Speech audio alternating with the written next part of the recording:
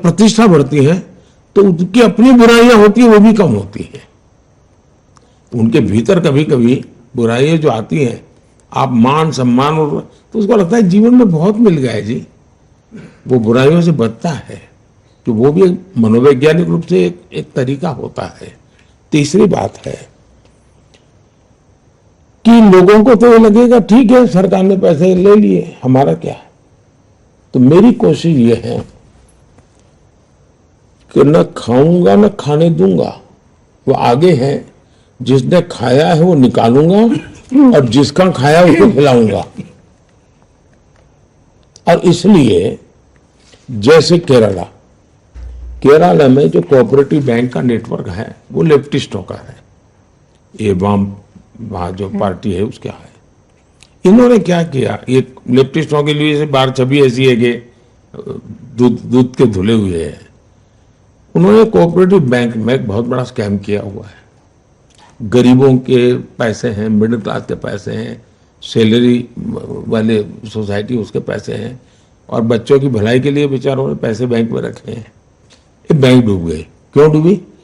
तो ये उसके संचालक जो कम्युनिस्ट लीडर हैं उन्होंने खजाने का अपने पर्सनल व्यापार के लिए उपयोग किया और उसमें घाटा आया तो ये बैंक डूब गई, या उसमें से चोरी की तो बैंक साइफन कर गए पैसे। अब हमने उनकी प्रॉपर्टी को सीज किया है। अब मेरी इरादा यह है कि मैं इनकी पर्सनल प्रॉपर्टी को ऑक्शन करूंगा। जो पैसा आएगा, ये जो बैंक में जिसने पैसा जमा किया है उसका नाम है, उसको मैं वापस करूंगा। अब जैसा लालू जी ने, इससे प्रूवन केस है कि जमीन के बदले में नौकरी दी, रिकॉर्ड पे है, उसमें कोई बड़ा वो प्रॉब्लम नहीं है। अब पता है कि इसकी जमीन ये नौकरी मिली और उसके बदले में जमीन लिखवा ली, तो मैं चाहूंगा कि जिसकी जमीन है उसको जमीन वापस मिले। बंगाल के अंदर करीब 3000 करोड़ रुपया की संपत्ति हमारे जब्त की हुई है। अब ये जो वहां रेट कार्ड है हर नौकरी के लिए, कि टीचर बनना है तो ये, पीएन बनना है तो हाँ, आंगनबाड़ी वर्कर, ये पैसा रेट कार्ड है, कट मनी, और नीचे से ऊपर तक ये पैसे ऐसे बांटे जाएंगे, ये व्यवस्था है। अब ये पैसे पकड़े गए हैं, नोटों के ढेर पकड़े हैं। मैं खोज रहा हूं कि जिसका ट्रेल मिले कि हाँ भाई उसने यहां से पैसा ब्याज से लिया था, ये तारीख को लिया था, इस तारीख को इसको दिया था, या बैंक से निकाला इधर को दिया था। तो मैं ऐसे जो ईमानदारी से मुझे हाथ लगेगा हाँ ये पैसा रियली उसका मालिक यही है, मैं ये पैसे उसको वापस लौटाऊंगा। इसलिए अब मेरा न खाता हूं न खाने देता हूं। अब आगे में है कि जिसने खाया है उसको निकालूंगा और जिसका गया है उसको खिलाऊंगा। मोदी जी, क्योंकि मैं लंबा समय बंगाल में रही हूँ तो मेरा सवाल बंगाल से जुड़ा हुआ है। आप बंगाल में क्या बीजेपी के लिए प्रोस्पेक्ट देखते हैं? और दूसरी बात यह है कि माँ माटी मानुष की बात करती थी ममता बनर्जी, आपके लिए भी मिक्स्ड इमोशंस रहते हैं। कभी आपको बहुत स्नेह से वो आम भी बेचती है, टॉक मिष्टी कहते हैं हमारे बंगाल में, मतलब खट्टा मीठा टाइप का रिश्ता है। आपको लगता है कि वो कंट्रोल नहीं कर पाई जिस तरह के अट्रॉसिटीज हम देखते हैं महिलाओं के खिलाफ? हमने असेंबली इलेक्शन में जिस तरह का वायलेंस देखा, आपको लगता है she has lost control completely off the state?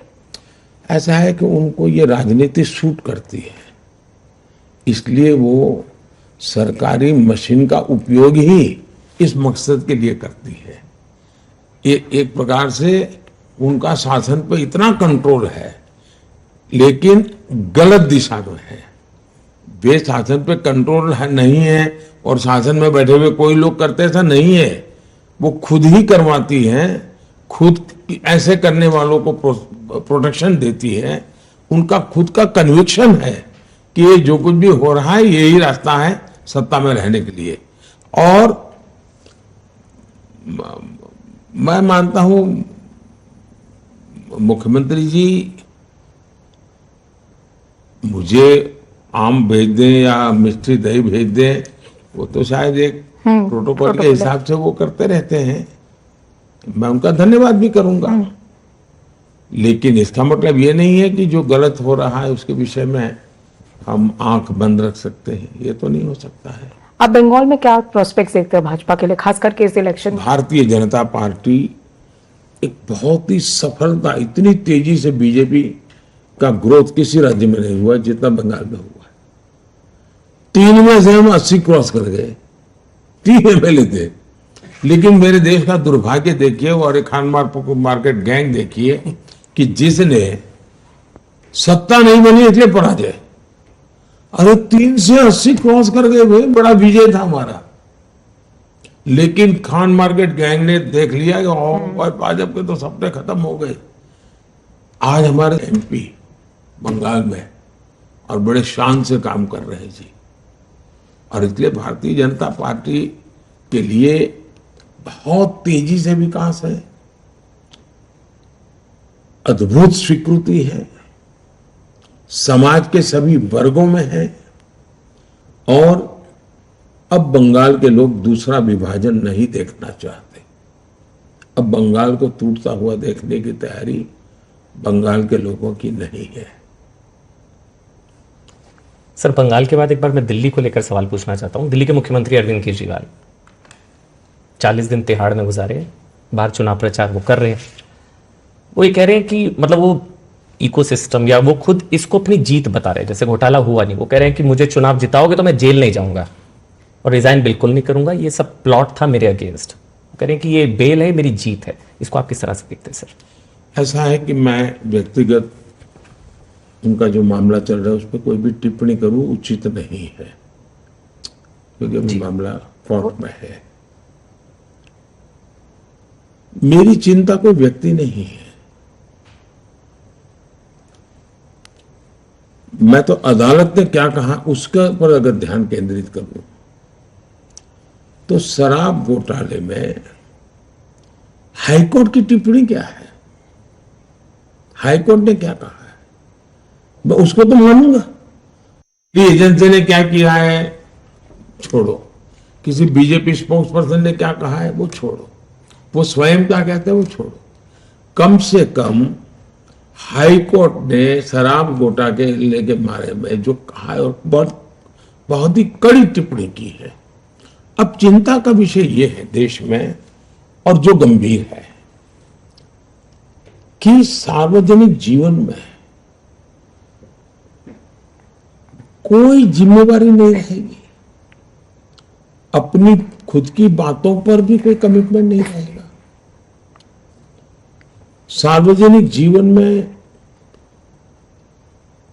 एक जमाना था स्कूल में कोई बच्चा अगर कॉपी करता है और पकड़ा जाए तो महीने भर स्कूल नहीं आता था। उसके माँ बाप भी शर्माते थे, यार मेरा बेटा एग्जाम में कॉपी करने में पकड़ा गया था। ये स्थिति थी, यानी इन चीजों को बुरा माना जाता था हमारे समाज में। आज बेशर्मी के साथ सजा जिनको हो चुकी है, जिन पर गंभीर आरोप लगे हैं, उनको कंधे पे लेकर के आप सार्वजनिक रूप से नाच रहे हो। ये जो पतन हुआ है वो चिंता का विषय है। मुझे कोई पर्सन से लेना देना नहीं है। अगर ये हुआ तो भ्रष्टाचार की होता क्या, पहले जमाने में डाकू होते थे, महिमा मंडन होता था उनका, वो डकैती करते थे, महिमा मंडन होता था समाज में। अखबारों में भी मैं जो पहले के जमाने में 2-2 पेज स्टोरी, कवर स्टोरी मिलती थी उनको कि ऐसा ऐसा उसका तो जीवन ऐसा, वो तो ऐसा कर सकता है, और वो बड़े बन जाते थे। दुर्भाग्य से अब राजनेताओं को ये बेनिफिट मिलने लगा है कि इतना भ्रष्ट लोगों का। मैं तो हैरान हूं कि कोई अखबार वाला किसी भ्रष्ट व्यक्ति का इंटरव्यू लेने जाए।